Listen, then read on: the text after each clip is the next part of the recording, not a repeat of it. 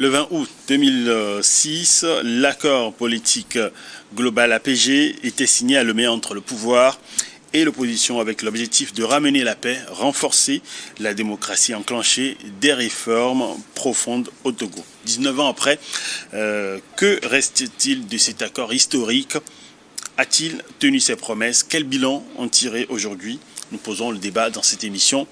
Et ma première question est de savoir si l'APG a-t-il été respecté dans son esprit mais aussi dans sa lettre.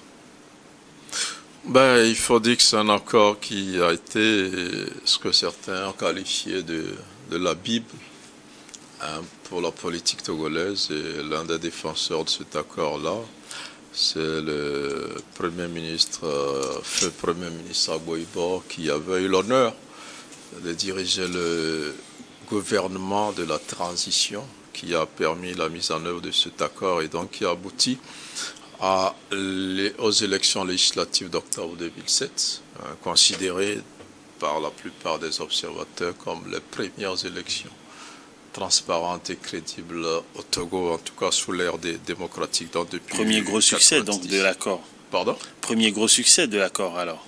Oui, c'est le premier gros succès parce que pour la première fois, les acteurs se sont entendus. Il fallait un Premier ministre issu de l'opposition qui forme un gouvernement au sein duquel il y a toutes les composantes, même si à l'époque, certains ont refusé d'y être. L'UFC, après eux, ils ont signé leur accord avec l'URPT d'alors pour entrer au gouvernement. Mais ça a permis de pacifier le pays, ça a permis d'organiser de façon collégiale l'élection. Et ça a permis aussi qu'à la fin, tout le monde était d'accord sur les résultats des élections d'octobre 2007. Et donc, on peut considérer que depuis 1990, la véritable démocratisation a commencé, et donc en octobre 2007. Et ça, c'est un premier bilan positif de l'APG qu'il faut pouvoir saluer. Et cet accord avait aussi comme objectif de favoriser la réconciliation nationale. Et on a vu que l'accord a permis de mettre en place la CVJR qui a fait son travail, et la CVJR a fini son travail avec la mission pliée du HCROUT qui est l'organe chargé de la réparation, donc de tout ce que la politique a créé comme tort au Togolais de 1958 à 2005. Et la CVJR travaille encore jusqu'à aujourd'hui, et donc ça aussi, et à l'actif de l'APG, on peut dire que ça a été une très bonne chose. Maintenant, il y a eu les réformes constitutionnelles et institutionnelles qui ont permis de démocratiser le pays, et ça aussi, on peut dire que la plupart des institutions, à part ceux issus donc de la Ve République, qui est quand même une constitution qui n'existait pas au moment de l'APG, dans la Constitution de 1992 a se retoucher de façon consensuelle à l'Assemblée nationale souvent, parce que c'était prévu que ça se fasse comme ça. Et donc, on peut dire que la plupart des institutions que nous avons aujourd'hui sont issues de l'APG. Quand vous prenez la CENI, par exemple, sa composition, c'est l'APG qui a déterminé dans les détails comment cette CENI va être organisée et comment elle va fonctionner. Et on a vu que cette CENI fait un travail remarquable. Elle a enchaîné plusieurs élections qui se sont déroulées de façon transparente et paisible. Et on a mis, quand vous prenez des institutions comme les forces de sécurisation des élections, ce sont des institutions aussi qui ont été prévues par l'APG, parce que avant 2007, on a connu beaucoup de violences post-électorales, peut-être avant, pendant et après. Je verrai que depuis 2007, il n'y a plus d'élections violentes au Togo. Alors, il n'y a plus de morts. Je vais venir à vous tout à l'heure par rapport au recul, s'il y en a eu. Mais je voudrais donner la parole également à Dieudonné Seyonou, parce qu'il a été silencieux beaucoup longtemps. Est-ce que vous avez l'impression aujourd'hui que l'APG a eu un impact sur les institutions politiques et électorales au Togo? Après 19 ans, bien sûr. Non, mais je répondrai à cette question beaucoup plus directe, mais je voudrais plutôt partir par les faits pour vous notifier que avant l'accord politique global de 2006, il faut reconnaître que la rupture était totale avec la classe politique togolaise, notamment l'opposition et le pouvoir en place à l'époque, RPT. Et donc cet accord avait pour but de tourner la page des violences de 2005 et aussi des situations ou des situations anormales qui ont prévalu sur le plan politique au Togo de 2005 jusqu'à 2007, 2007, c'est exactement parce que c'est en 2007 que la première élection après l'accord a été organisée. C'est le tout premier accord également qu'on relève après le décès du général Eyadema.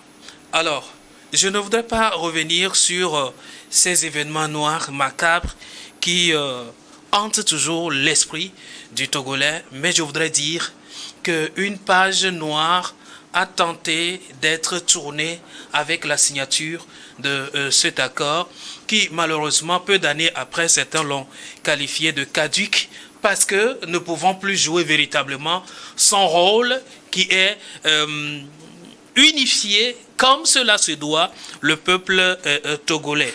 Donc qu'est-ce qu'on retient de cet accord politique global et vieux aujourd'hui de 19 ans? Je pense que il n'y a que des brièmes d'institutions, comme le citait tout à l'heure Germain, mais la grande mission assignée à cet accord, qui est de créer un climat de vivre ensemble, de cohésion sociale, ou alors de réconciliation entre fils et filles du Togo, et aussi favoriser un climat politique adéquat, je pense que de jour en jour, on s'éloigne malheureusement de cet esprit. Et d'où je donne raison à ce ministre, paix à son âme, qui nous a laissé en 2021, qui traitait cet accord caduc. Et cela voudrait dire cet accord n'a pas réussi aujourd'hui à faire asseoir les fruits ou alors les résultats escomptés qu'on attend de lui. Toutefois, il reste à l'histoire qu'un accord avait été signé en 2006 après la cession du président fort Gnassingbé au pouvoir, pour faire taire un peu les clivages politiques, pour faire taire un peu des violences sociales et aussi militaires qui ont bouleversé un peu l'ordre de la cohésion sociale sur le sol togolais. Maintenant, qu'est-ce qu'on réussira à mettre toujours à l'actif de cet accord? Oui, on est arrivé à la mise en place d'une CNI,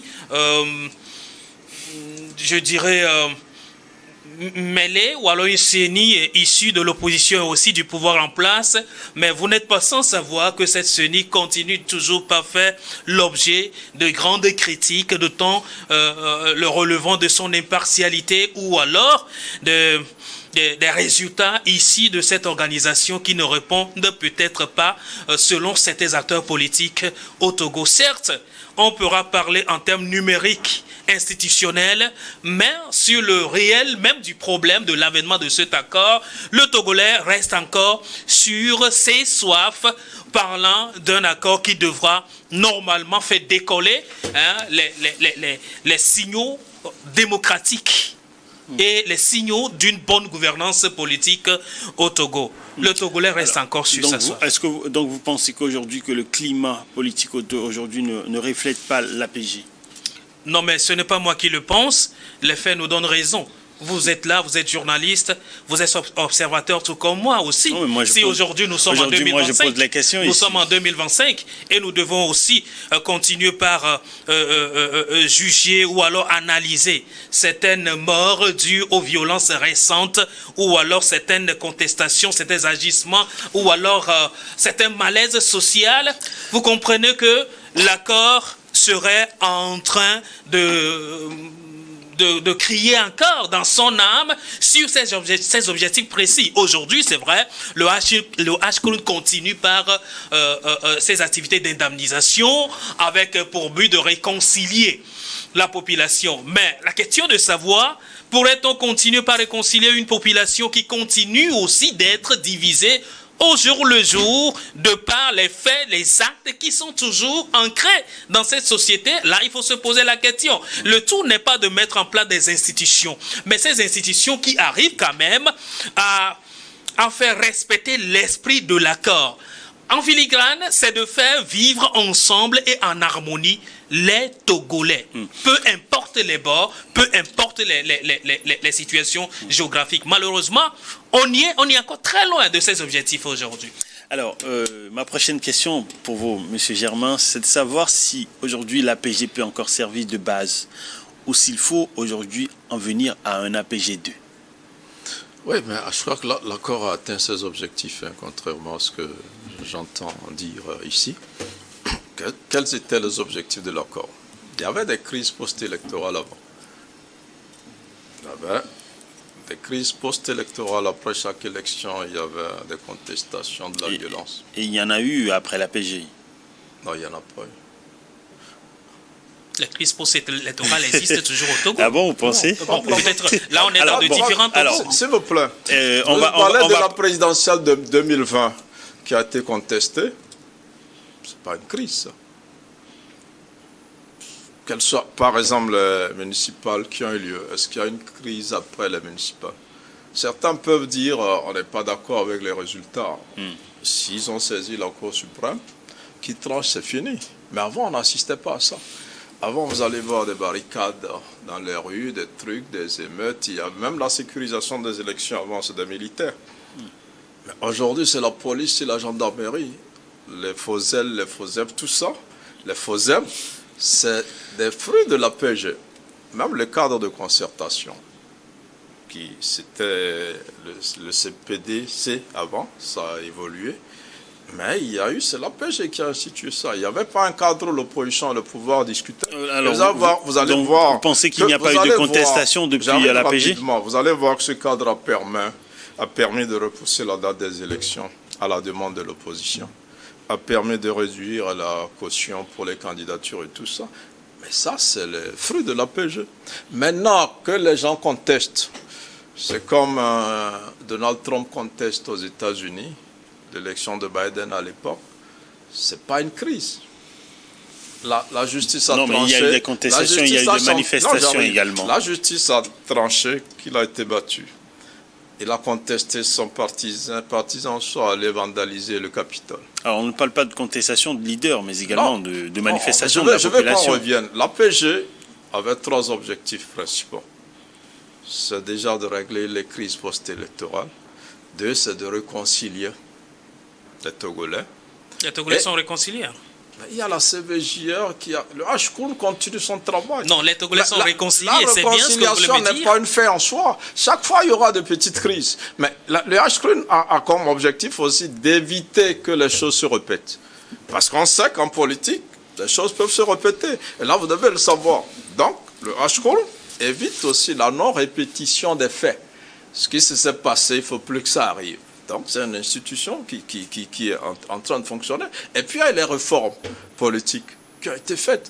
La CENI, c'est une réforme. Les élections à un tour et tout ça, c'est des réformes. Bon, c'est vrai qu'aujourd'hui, ce n'est plus la même constitution parce que depuis mai 2024, on est dans une autre constitution. Mais l'APG concernait la constitution de 92 et ces réformes ont été faites. Il y a eu la limitation du mandat et tout ça. Ça a été fait. Ça a été fait. Et vous pensez maintenant qu'ils disent qu'il y a la vie chère, par exemple, et que les gens contestent, ça n'a rien à voir avec l'APG. Ça, c'est autre chose. L'APG, c'est qu'il y avait des problèmes. De 90 à 2005, on estimait que le Togo est un pays où il y avait un déficit démocratique. Et donc, avant ça, il y a eu des accords qui ont eu lieu. Il y a eu l'accord cadre de Lomé qui a été signé dans les années 90. Il y a eu les Colmar 1, les Ouaga 1, les Ouaga 2, les Togo Télécom, tout ça. Il y a eu les 22 engagements qui ont été pris en 2002 par le président Yadema au niveau de l'Union européenne. Et la PG, en réalité, a été une reprise des 22 engagements qui ont été améliorés sous la houlette du facilitateur de l'époque, Blaise Compaoré, qui a fait un travail remarquable sur ce terrain. Donc, ça a été fait. Maintenant, on peut dire que l'accord n'a pas peut-être été réalisé à 100%, peut-être pas, mais globalement. Et c'est pour ça que je disais tout à l'heure, en parlant de Maître Aboiba, mais lui, il se prévalait de la PG tout le temps.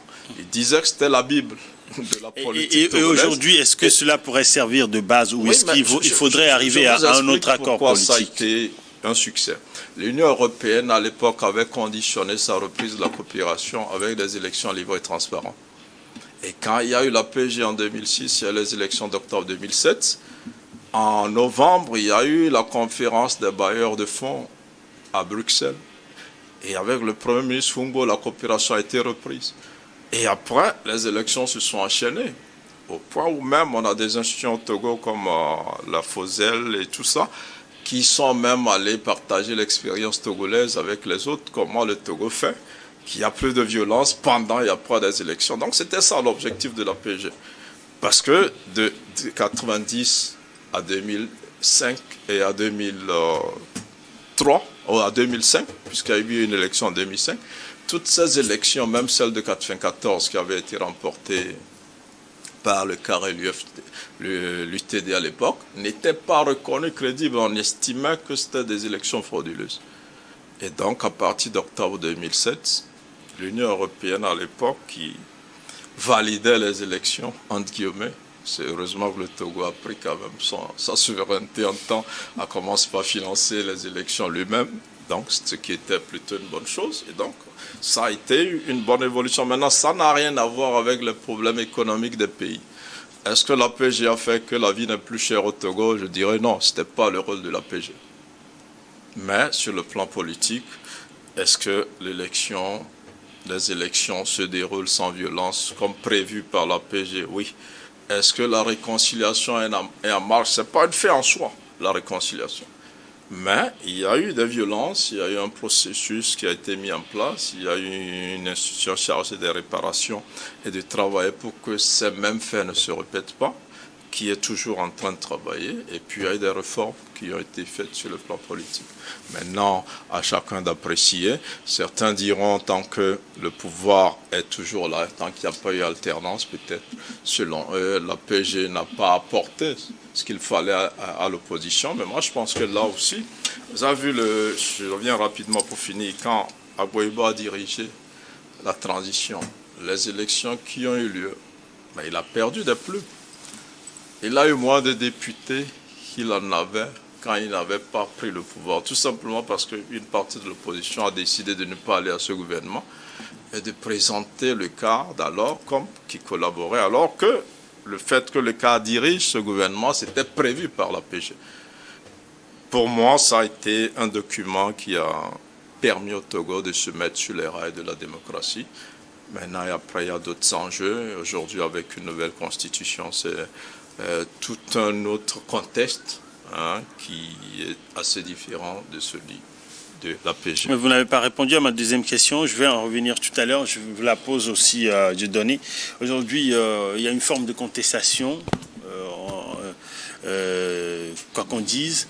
Et beaucoup se posent la question de savoir s'il faut arriver à un autre accord politique global, un APG2. Non, mais écoutez, en écoutant Germain, j'ai comme l'impression qu'en signant l'APG en 2006, il y avait un deadline ou alors un temps précis fixé à l'exécution de cet accord. Cela voudrait dire que l'accord là ne pourrait durer que 3 ans ou 2 ans ou alors par après. Bon, d'autres choses peuvent venir et on pourra aller à d'autres démarches. Malheureusement, je pense que cela n'était pas le cas. L'esprit de cet accord, c'était quand même de remettre ensemble la classe politique togolaise pour une meilleure gouvernance au Togo et réconcilier les Togolais. Je pense que ce sont des objectifs qui ne périssent pas dans le temps. ces objectifs doivent évoluer avec le Togo et enclencher plutôt le développement du Togo sur tous les plans.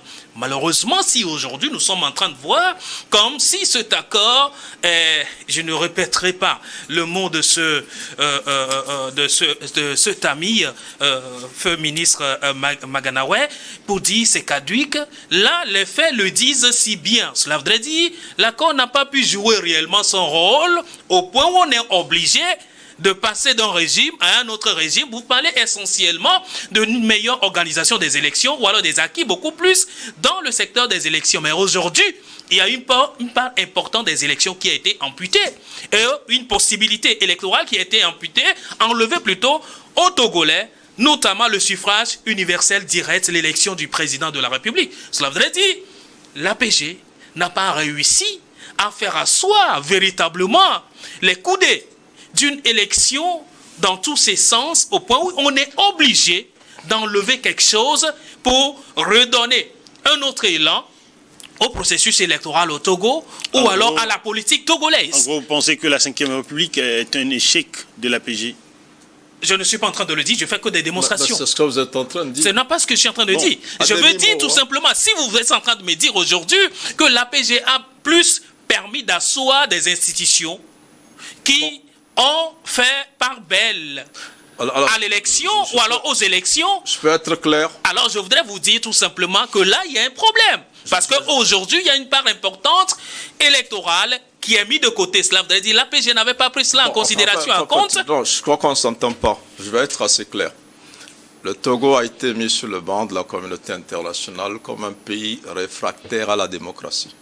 Et le pays a été soustrait de la coopération internationale. C'est des faits. Pour dire il y a un déficit démocratique chez vous. Pour régler le problème, le Togo va signer les 22 engagements à l'ONU et à Bruxelles.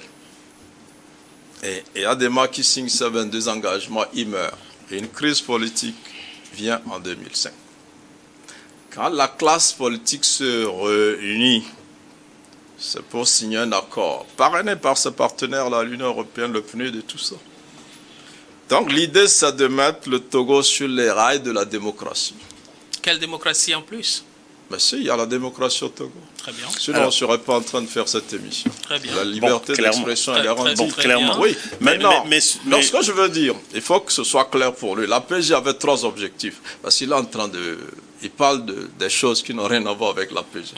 Il y avait des élections que les gens ne jugeaient pas transparentes. Et c'est toujours le cas. Non, quand on conteste une élection, on ne veut pas dire qu'elle n'est pas transparente. Non, ne dites pas ça. Les élections que les gens ne jugeaient pas transparentes. Il y a eu des manifestations contre des élections en 2010, en 2012, même en 2017. Perdant et refuser que je n'ai pas perdu l'élection. Oui, mais il y a eu des manifestations. Vous dites qu'il n'y a eu pas eu des contestations. La dernière fois, le Gabonais a été élu.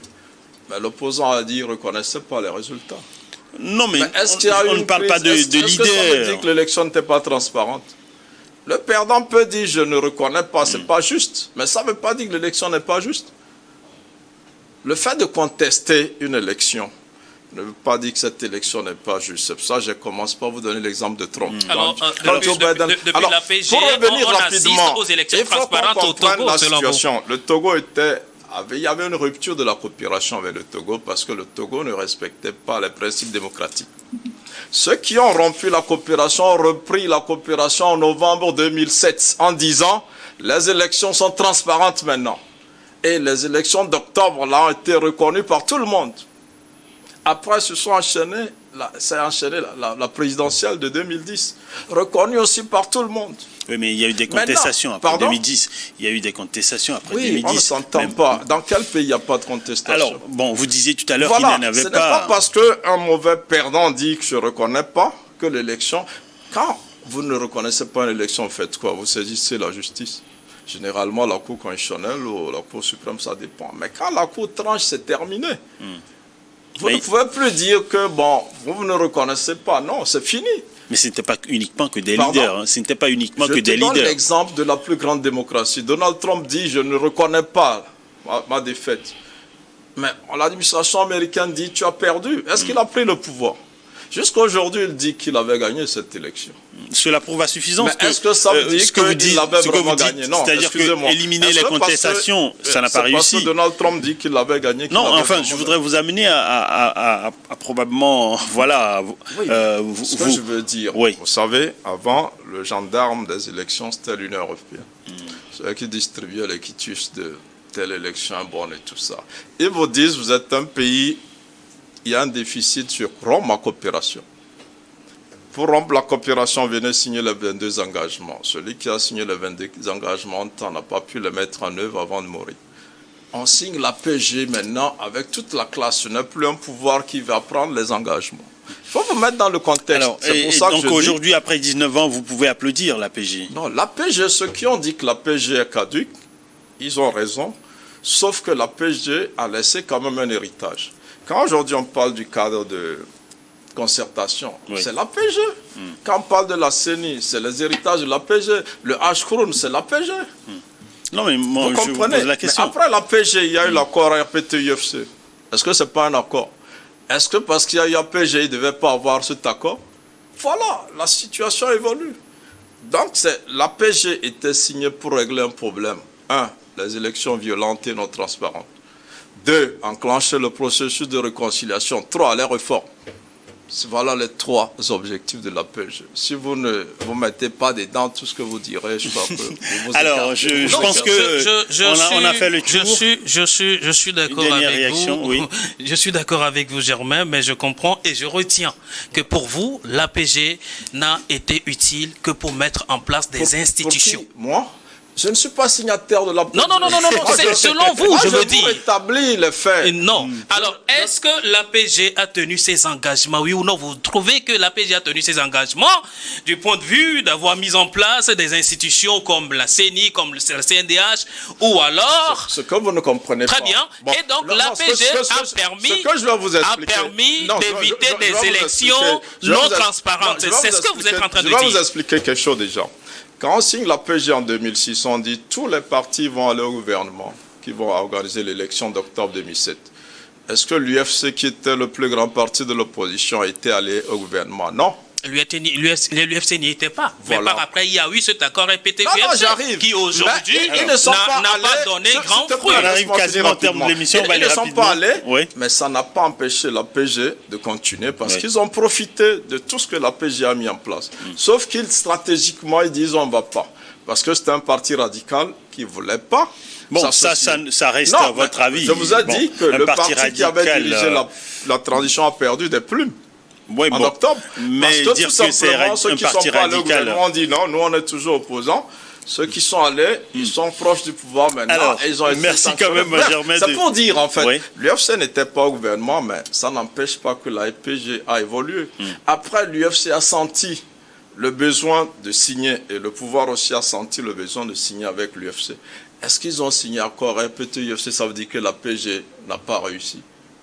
Bon, c'est moi qui vous pose la question, c'est vous qui répondez. Donc, c'est sous la bannière du PNUD de l'Union européenne. Je veux vous dire pourquoi ça a été un succès, parce que l'Union européenne a repris la coopération. C'est l'Union européenne qui a exigé ça à l'époque. Et c'est l'Union européenne qui a financé les élections d'octobre 2007. Donc, comprenez ça dans ce contexte. C'est ce que je suis en train de dire. Maintenant, après, on peut dire l'accord, il a été bien. Si l'UFC était rentré au gouvernement à l'époque, on pourrait dire que l'accord était très parfait. Mais stratégiquement, merci Germain d'être passé dans cette émission. Merci. Je suis d'accord avec vous. Pour vous, la réussite de cet accord est l'approbation des institutions internationales qui trouvent qu'un cadre démocratique est mis en place. Mais cet accord qui ne réussit pas à réunir véritablement le Togolais n'a pas tenu ses promesses. Il peut y avoir des crises après l'accord. On ne va pas en terminer. Ça s'annonce passionnant. Merci, je vous le parie qu'on aura une autre opportunité de pouvoir revenir là-dessus parce que c'est si passionnant. Merci Germain d'avoir partagé toutes ces analyses, ces commentaires avec nous dans cette émission Regard Croisé. Merci pour l'invitation. Merci également à Dieudonné Seonou pour vos analyses. Merci, ce ne sont que nos analyses. Ça n'a rien à voir de diriger contre qui que ce soit. Alors, nous prions ceux-là qui nous prennent pour des partis, comment dirais-je, à combattre. Malheureusement, on n'en est pas là. L'émission s'appelle Regard Croisé. Et si nous regardons toujours dans la même direction, on ne croisera jamais de regard ici. On est là pour réfléchir. S'il vous plaît, permettez quand même qu'on réfléchisse répondant aux normes de la liberté d'expression au Togo. De la démocratie dont parlait Germain.